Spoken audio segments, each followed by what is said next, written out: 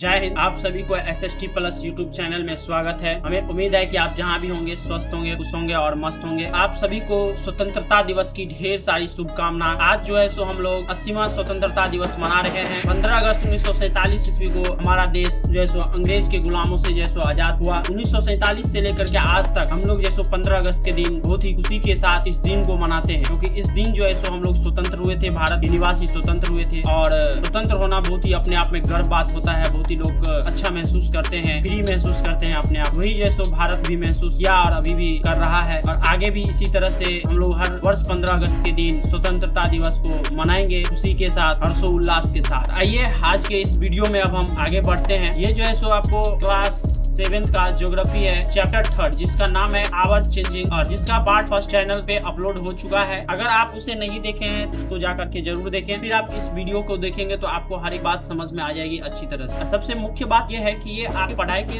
नजर में जितना जरूरी है उससे कई गुना ज्यादा आपको वैसे भी जानना जरूरी है कि पृथ्वी अपनी आकार जो है सो दिन प्रतिदिन कैसे बदल रही है। 70 से 80% व्यक्ति को अगर आप बोलेंगे कि पृथ्वी मूव कर रही है, कंटिन्यूअसली घूम रही है, मूव कर रही है, तो आपको पागल समझे, क्योंकि उनको पता ही नहीं है, कभी उन्होंने समझने का प्रयास नहीं किया, कभी उन्होंने जानने का प्रयास नहीं किया, या उनको कोई इस तरह से बताने का प्रयास नहीं किया। इस वीडियो में हर एक बात को हम डिटेल में उस पार्ट में समझा चुके हैं, और इसमें भी समझाने वाले हैं कि पृथ्वी आकार में कैसे दिन प्रतिदिन परिवर्तन होते जा रहा है। हमेशा जो कंटिन्यूअसली इसमें चेंज आ रहा है, इसके शेप में, इसके आकार में चेंज हो रहा है, तो वो कैसे हो रहा है। तो आज के इस सेकंड पार्ट में जो है सो, लेकिन फर्स्ट पार्ट जो भी व्यक्ति नहीं देखे हैं आप उसके जरूर जा करके देखें। जो टॉपिक समझ में ना तो उस पे आप कमेंट करें, उसको हम जरूर जैसे दोबारा उस पे हम एक्सप्लेन करेंगे, आपको बताने का प्रयास करेंगे। ये चैप्टर का नाम है आवर चेंजिंग अर्थ, मतलब हमारा जो अर्थ है, पृथ्वी है, वो कैसे बदल रहा है। आज के इस वीडियो में जो हम लोग कवर करने वाले हैं वो क्या सब है? Weathering and erosion, work of a river, work of sea waves, work of ice, work of wind, major land forms. सबसे लास्ट में इस पार्ट का मतलब इस वीडियो का जो चैप्टर नंबर 3 है, इसका पूरा समरी आपको एक स्लाइड में मिल जाएगा। मतलब एक स्लाइड में आपको पता चल जाएगा कि ये जो है सो इस चैप्टर में क्या बातें हैं। तो आइए इस वीडियो को हम आगे बढ़ाते हैं। लिखा हुआ है नीचे, nature never stop shaping the earth. कह रहे कि नेचर जो है ना, प्राकृतिक जैसे कभी अर्थ के शेप में चेंजिंग रुकता नहीं है, हमेशा हो रहा है। लिखा हुआ है, weathering breaks, erosion moves and deposit build, creating the even changing land forms we see today. कह रहे कि आज हम सभी लोग इस बात को जानेंगे कि किस तरह से वेदरिंग ब्रेक्स मतलब क्या होता है, इरोजन क्या होता है, मूव्स क्या होता है, डिपोजिशन क्या होता है, क्रिएटिंग न्यू लैंड फॉर्म्स से क्या होता है, हर एक बात को समझने वाले हैं। ये मेरा चैनल है SST प्लस, इसे आप जरूर सब्सक्राइब करें। जैसो लिखा हुआ है वेदरिंग एंड इरोजन। लिखा हुआ है weathering is the process by which rocks break down into small pieces on the earth surface. कह रहे वेदरिंग क्या है, इसको बोलते हैं हम लोग अपक्षय। अपक्षय क्या होता है? वो किसी भी कारण से हो सकता है, छोटे छोटे टुकड़ों में पत्थर का टूटना, फिर वो लिखा हुआ है कि स्मॉल पीसेस, और वो टूट के कहाँ गिरता है? आपको अर्थ के सरफेस पे। लिखा है erosion is the wearing away of the landscape and the transportation of weathered materials by the agents such as water, wind and ice. कह रहे कि जो छोटा छोटा टुकड़ा पत्थर का टूट के पृथ्वी के सरफेस पे, सतह पे गिरता है, वो आपको वेदरिंग कहलाता है। लेकिन इरोजन उसे जो है सो एक जगह से दूसरे जगह ट्रांसपोर्ट करके ले जाता है, वो आपको इरोजन कहलाता है। वो अलग अलग माध्यम हो सकता है, मतलब वाटर के बहाव में भी जा सकता है, जैसे पानी बह रहा है तो उसके साथ में भी, जैसे कि आप नीचे इस पिक्चर में देख भी रहे होंगे, पानी बह रहा है, इसके साथ जो है सो ये पत्थर, ये सब क्या हो रहा है? बह रहा है। विंड हवा में भी जो है सो बहता है। मंजिल कहीं पे बालू का बहुत सारा कण जो है सो बालू है वहाँ पे, तो हवा ज्यादा तेज जाती है, उसको एक जगह से दूसरी जगह लेके चल जाती है। आइस, बर्फ जब पिघलता है तो उसके साथ जो है सो वो भी जो है सो एक जगह से दूसरे घसक जाता है। देखिए when these transported materials are deposited somewhere else the process is called deposition. कर है ये जो आपको मटेरियल होता है, रॉक्स होता है या जो भी सैंड होता है, वो जो एक जगह से दूसरे जगह जाता है, आपको उसको जो है सो कहीं न कहीं, जैसे हवा का प्रेशर कम होता है, लो होता है, या वाटर का जो है सो बहाव का स्पीड कम, धीरे होता है, तो वो क्या होता है? कहीं न कहीं जाकर के रुका है। इसको डिपोजिशन कहते हैं या कहा जाता है। टुगेदर दिस प्रोसेस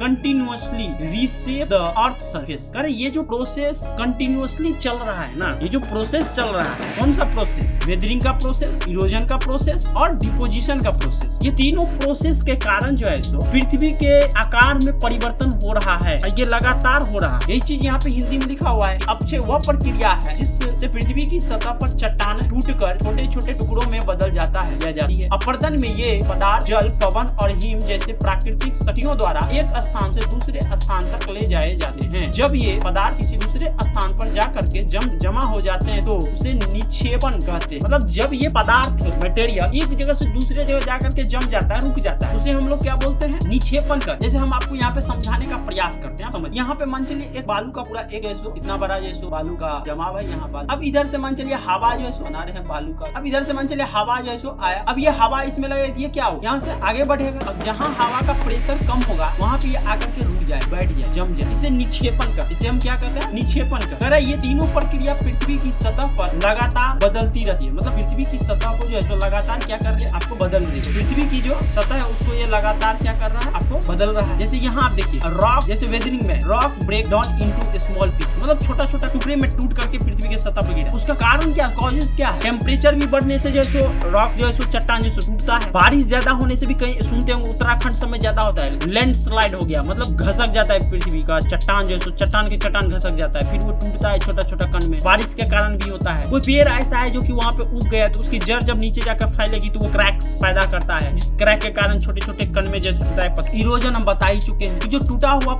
मटेरियल है, पदार्थ, उसको एक जगह से दूसरे जगह जब ले जाता है ना, तो ले जाने का माध्यम वाटर हो सकता है, एयर हो सकता है, आइस हो सकता है, विंड हो सकता है, अलग अलग माध्यम से जैसे एक जैसे दूसरे जगह जाता है। और जब वो जाकर के जम जाता है तो उसे हम लोग क्या बोलते हैं, निक्षेपण, डिपोजिशन कहते हैं। जैसे मान चलिए इधर ये जो छोटा छोटा आपको दिख रहा है, ये क्या, ये पानी के साथ बहकर आया। जैसे ही पानी का रफ्तार कम हुआ, उसमें करंट कम हुआ, वो क्या हुआ, यहाँ पे जाकर के रुक गया, जिससे पृथ्वी के आकार में दिन प्रतिदिन क्या परिवर्तन आ रहा है। अब लिखा हुआ है वर्क ऑफ ए रिवर, मतलब रिवर का वर्क क्या, रिवर का काम क्या, लिखा हुआ है running water continuously Eros and reshape the land. कह रहा है कि जो रनिंग वाटर, बहता हुआ जो पानी है, वो लगातार आपको भूमि को क्या कर रहा है, अपर्दन करता है, उसमें कटाव कर रहा है। आप देखते होंगे गाँव घर में भी जब जहाँ से पानी बहती है, बारिश का पानी हो या तालाब में पानी होता है, तो वहाँ का मिट्टी धीरे धीरे कटते चला जाता है। लिखा है when a river flow over hard and soft rock, मतलब जो रिवर है ना वो आपको कठोर और नरम चट्टानों से होकर के बहती है। इट में फॉर ए वाटरफॉल, जब वो नीचे गिरता है, जैसे यहाँ पे आप देख रहे हैं पिक्चर में, इससे पानी इधर से आ रहा है और नीचे यहाँ पे गिर रहा है, ये क्या वाटरफॉल है। यहाँ पिक्चर में देखिए वाटरफॉल है, मतलब ऊंचाई से नीचे गिरना ही वाटरफॉल कहलाता है। वाटरफॉल, वाटर मतलब पानी, फॉल मतलब गिरना, तो क्या वाटरफॉल हो गया, जिसको आदमी झरना बोलता है। लोग जाते हैं देखने के लिए, घूमने के लिए, उससे में एंजॉय कर। एज द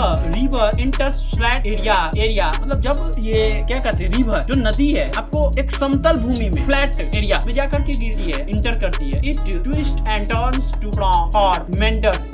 जब पानी क्या होता है कि इधर से बह के देखिए, इस पिक्चर में आप अच्छे से, जैसे पानी बह करके आ रहा है, ऐसे करके यहाँ ऊंचाई से नीचे गिरा, इसको बोलते हैं हम लोग वाटरफॉल। मतलब पानी को ऊपर से नीचे गिरना वाटरफॉल। जब ये पानी एक ऐसे रास्ते से होकर के बहती है या जाती है, उसको क्या बोलता है, मेंडर्स बोलते हैं। उसके बाद जो बहते हैं ना तो वो विसर्प, मतलब मेंडर्स मतलब क्या आता है, विसर्प मतलब क्या आता है, सांप के आकार, जैसे कि आप इस पिक्चर में देखिए एकदम सांप के आकार का दिख रहा है।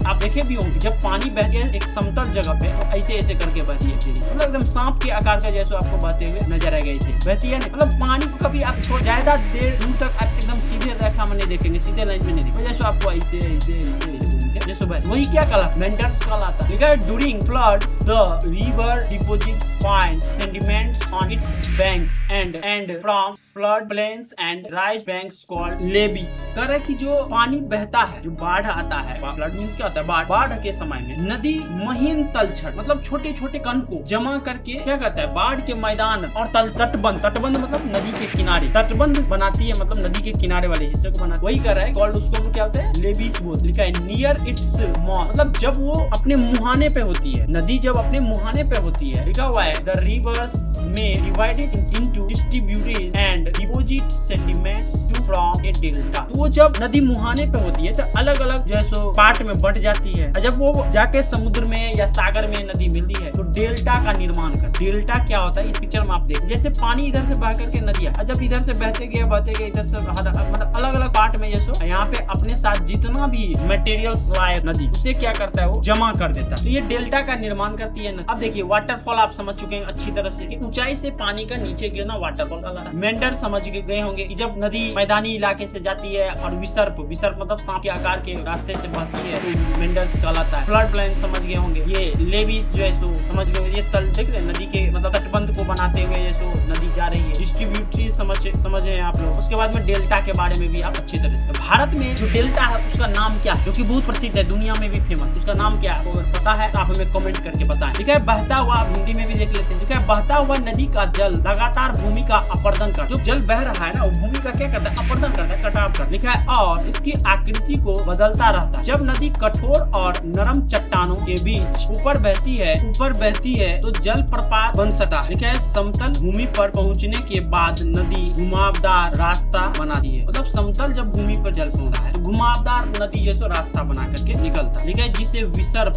कहते हैं। बाढ़ के समय नदी महीन तलछट जमा करके बाढ़ के मैदान और तटबंध बनाती है तथा नदी के मुहाने पर निक्षेपण से डेल्टा का निर्माण। मतलब जो निक्षेपण हम अभी बताए पीछे वाले स्लाइड, तो उसके डिपोजिशन क्या हो सकता है, आपको डेल्टा का निर्माण होता है। आगे लिखा हुआ है work of sea waves and ice. लिखा है sea waves continuously track coastal rocks and cause erosion. मतलब सी वेव्स जो है समुद्र की जो लहर है, सी वेव्स मतलब समुद्र की लहर लगातार तट की चट्टानों से टकराकर उनकी अपरदन कर, क्या करता है उसका अपरदन मतलब क्या होता है, कटाव करना। जैसे आप इस पिक्चर में देखोगे ये क्या है, ऐसे टकराता है, इस टकराने के बाद इस तरह से कटाव होता है। ठीक है, cracks in the rocks become large and may develop in sea caves. मतलब उसके बाद में टकराने के बाद लगातार टकराते क्या होता है, सी वेव से टकराता है, क्या बन जाता है आपको सी केव्स, मतलब समुद्रीय गुफा। लिखा है which can grow into sea arch. कि वैसे बढ़ते ये जो सी आर्च का नाम आकार ले। आर्च मतलब क्या होता है, डिजाइन मेहराब, जिसको हम लोग गाँव घर में भी सुनते होंगे, जब बिल्डिंग मकान बनता है तो बोलता है आगे सब इस तरह के इसमें आर्च मतलब मेहराब डिजाइन, जिसको वो इस तरह का बन जाता है आर्च। ठीक है, eventually leave isolated pillars called stacks. कह रहा है कि अब ये धीरे क्या होता है, करते इस तरह का ये वाला हिस्सा जो है ना सो हट जाए। ये हटने के बाद इस तरह के पिलर जैसे ये खड़ा हो जाए, जिसे हम लोग क्या बोलते हैं, स्तंभ बोलते हैं, खंबे या स्तंभ बोलते हैं, स्ट्रैक्स। ठीक है, glacier also called reverse of ice move slowly over land eroding rocks and carrying materials. कह रहे हैं वो चट्टान का अपरदन करते हुए पदार्थों के साथ ले जाते। अब यहाँ से क्या हुआ कि ये जो चट्टान टूटा, ये जो हिस्सा इसका टूट गया, ये क्या हुआ, पानी के साथ बह गए, ये पूरा मेहराब ऐसे होगा। लेकिन ये क्या हुआ, धीरे सी वेव्स के कारण टूट गए। ठीक है, the sediments deposit by glacier from features called glacier moraines. कह रहे कि इसके द्वारा जमा किया गया पदार्थ जो ये तोड़ करके जाता है, उससे जो जमा किया गया पदार्थ होता है, हिमानी मोरेन बनता है। वही चीज हिंदी में लिखा हुआ है, समुद्री लहरें लगातार तटी चट्टानों से टकराकर उनके अपरदन करती है। चट्टानों से बनी दरारें बड़े होकर समुद्री गुफाओं में बदल सकती है। समुद्री गुफा आप समझ चुके हैं, मतलब सी केव समझ, जो आगे चलकर समुद्री मेहराब भी आप समझ लिए इस तरह का होता है, जैसे ये है आर्च जिसको बोलते हैं मेहराब, और फिर अलग अलग खंबे स्तंभ बना सकती है। हिमनद बर्फ की नदियों की तरह धीरे चलते हैं। करे कि हिमनद जो है ना बर्फ की नदियों की तरह धीरे क्या करते हैं, चलते एंड चट्टानों का अपरदन करते हुए पदार्थों को साथ ले जाते हैं। और चट्टान को अपरदन करते हुए क्या करता है, पदार्थों को साथ में ले जाते। इसके द्वारा जमा किए गए पदार्थ से हिमानी मोरेन का बनता है। ये आपको सी वेव्स हो गया, ये ग्लेशियर हुआ, जिससे हम आपको सी केव समझा चुके हैं, सी आर्च बीच क्या होता है ये आप जानते भी हैं। हर एक बात हम आपको अच्छे से समझाने का प्रयास कर। फिर भी आपको अगर कोई ऐसा इसमें वर्ड या कोई ऐसा टॉपिक लगता हो जो नहीं समझ में आता, आपसे कमेंट करें, हम उस पर जरूर एक्सप्लेन करेंगे। समझ में आता है तो आप लाइक करके हमें कमेंट करके बताएं कि सर हाँ अच्छा समझा रहे हैं, हमें भी इससे मोटिवेशन मिलेगा, तो हम भी और ज्यादा आपके लिए मेहनत करेंगे। आपको लगता हो कि ये 20 से 25 मिनट का एक वीडियो रहता है, लेकिन इस 20-25 मिनट के पीछे कम से कम 3 से 4 घंटा का मेहनत रहता है। पीपीटी बनाना, उसे एडिटिंग करना, उसे रिकॉर्ड करना, बहुत सारे उसके पीछे टाइम मेहनत रहता है, हर एक चीज को वेरीफाई करके देखना। तो इसलिए आप इसे जरूर लाइक करें और कमेंट करके हमें बताएं कि हाँ कैसा लग रहा है। चलिए आगे देखें। ठीक है, वर्क ऑफ विंड। अब हवा का क्या काम, लिखा हुआ है wind is an important agent of erosion and deposition especially in desert. कह रहा है कि जो विंड है ना, हवा है ना, वो आपको एजेंट है इसका अपरदन का, स्पेशली कहाँ, डेजर्ट वाले एरिया में। क्योंकि डेजर्ट वाले एरिया में बालू पाया जाता है, बालू तो आसानी से जैसे हवा में इधर उधर होता है। It can erode the lower part of rocks more strongly than the upper part, sometimes creating unusual mushroom shape rock. कह रहा है कि जो लोअर पार्ट होता है रॉक का, उसे ये बालू भी तो रॉक ही है ना, उसे ये क्या करता है कि एक जगह से दूसरे जगह को लेके चला जाता है, जिससे क्या होता है वो मशरूम शेप। जैसे यहाँ पे आप देख रहे हैं मशरूम को हर व्यक्ति जानते हैं, ये इस तरह से है। मशरूम को देहात में गोबर का छत्ता के नाम से भी रीजन इसी तरह से दिख व्हाइट रहता है, तो मशरूम के शेप का ये बन जाता है। लिखा है strong winds also lift and transport sand from one place to another. अरे जो स्ट्रॉन्ग विंड होता है, स्ट्रॉन्ग हवा होता है, वो उसे क्या करता है, लिफ्ट कर देता है, एक जगह से दूसरी जगह लेकर के चला जाता है। देखिए when the wind lose its speed the sand is deposits and form sand dunes. तो जो स्ट्रॉन्ग विंड होता है, हवा, वो उसे एक जगह से दूसरी जगह लेकर के चला जाता है। जैसी हवा की रफ्तार कम होता है तो वहाँ पे वो क्या होता है, जमा हो जाता है। जमा होकर के क्या बनता है आपको, सैंड ड्यून्स, जिसे बालू का टीला या बालू का पहाड़ भी आप कहते हैं। वही चीज इधर हिंदी में पवन विशेष रूप से रेगिस्तानी क्षेत्र में अपर्दन और निक्षेपण का महत्वपूर्ण कारक है। यह चट्टानों के निचले भागों ऊपरी भागों की तुलना में अधिक घिसता है, मतलब ऊपरी भाग की तुलना में निचले भाग को आसानी से जैसे क्या करता है, घिसता है, तोड़ता है, जिससे मशरूम के आकार की चट्टानें बन सकती है। तेज पवन रेत को उठाकर एक स्थान से दूसरे स्थान तक ले जाती है। जब पवन की गति कम होती है, मतलब जो हवा का गति कम होती है, तो रेत जमा होकर के रेत का क्या बनता है, टीला बनता है, सैंड ड्यून्स जिसे। ठीक है, wind agent of the erosion and deposition. Wind क्या है, एक एजेंट है किसका, तो इरोजन एंड डिपोजिशन का, मतलब निक्षेपण और जम कटाव, अपर्दन और निक्षेपण का, अपर्दन और निक्षेपण का वो एजेंट है। ये हम बता चुके हैं, डेजर्ट वाले एरिया में ज्यादा ये काम आता है। मशरूम रॉक्स क्या होते हैं ये भी समझाएं आप यहाँ। अब देखिए ये जो चैप्टर है जिसका नाम क्या है, आवर चेंजिंग अर्थ, उसका ये पूरा एक स्लाइड में हम आपको पूरा समरी बताने। लिखा हुआ है the earth surface is continuously changing because of both internal and external force. अरे जो अर्थ है ना, अर्थ का जो सरफेस है ना, वो कंटिन्यूअसली चेंज हो रहा है। कारण क्या है कि इसके इंटरनल, तो आंतरिक, और एक्सटर्नल मतलब बाह्य फोर्स हमेशा काम कर रहा है। लिखा हुआ है rivers, sea waves, glaciers and wind constantly erode, transport and deposit. कर रहा है कि जो रिवर है, नदी है, समुद्र का लहर है, ग्लेशियर है और हवा है, ये कंस्टेंटली मतलब लगातार जो है सो आपको अपर्दन की क्रिया, निक्षेपण की क्रिया कर रही है। ठीक है, materials creating the different land forms, मतलब अलग अलग जो है सो ये लैंड फॉर्म का निर्माण करता है। ठीक है, from waterfalls and deltas to sea cave. अरे वाटरफॉल और डेल्टा जो है सो उससे सी केव्स का निर्माण होता है। सी केव्स क्या होता है बताए हैं आप अच्छे से समझे। ठीक है, glacier, moraines and sand dunes, every landform tells us the story of how our changing earth, मतलब हमारा जो पृथ्वी चेंज हो रहा है इसके बारे में हर स्टोरी आप इसमें बताया किस तरह से चेंज है। उसमें आंतरिक और बाह्य, इंटरनल और एक्सटर्नल दोनों फोर्स के कारण पृथ्वी के आकार में दिन प्रतिदिन जो है परिवर्तन आ रहा है। इस चैप्टर में हर एक बात को हम आपको समझाने का प्रयास किए और हमें उम्मीद है कि आप समझे भी होंगे। ये चैप्टर नंबर 3 था, क्लास 7 का ज्योग्राफी है, लेकिन ये क्लास 7 के लिए ही नहीं है, हर एक व्यक्ति के लिए जरूरी है कि पृथ्वी की आकार कैसे बदल रहा है, कैसे चेंज हो रहा है। तो इसीलिए आप इसे ज्यादा से ज्यादा लाइक, शेयर और सब्सक्राइब जरूर कर, लोगों तक जरूर पहुंचे। अच्छी चीज को शेयर करने में क्या दिक्कत, कोई गलत चीज यहाँ बता नहीं रहे हैं, अच्छा चीज बता रहे हैं, अच्छी चीज को शेयर कीजिए, कोई दिक्कत नहीं। वीडियो आपको अच्छा लगता है तो हमें कमेंट करें, कोई दिक्कत है तो उसके लिए भी आप कमेंट करें, डिसलाइक करके भी आप हमें बता सकते हैं, लेकिन उसका कारण लिखिएगा नीचे, इस कारण से हम डिसलाइक, हमें कोई दिक्कत नहीं। इसी के साथ जय हिंद, जय भारत।